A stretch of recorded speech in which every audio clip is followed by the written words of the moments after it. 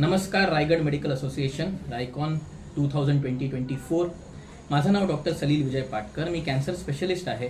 आम्ही नवी मुंबईमध्ये पनवेलमध्ये सगळ्यात पहिलं कॅन्सरचं ट्रीटमेंट सेंटर चालू केलेलं आणि मी आणि माझ्या 4 मित्रांनी मिळून इंडियन कॅन्सर ट्रीटमेंट सेंटर चालू केलं.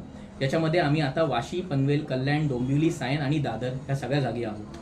आमचा मेन उद्देश आहे की दर पेशंटची कॅन्सर ट्रीटमेंट व्हायला पाहिजे आणि कधीही आर्थिक कारणांमुळे त्याची ट्रीटमेंट थांबली नाही पाहिजे, कारण हे मेन कारण आहे जिथे कॅन्सर ट्रीटमेंट पूर्ण होत नाहीत बऱ्याच पेशंटची.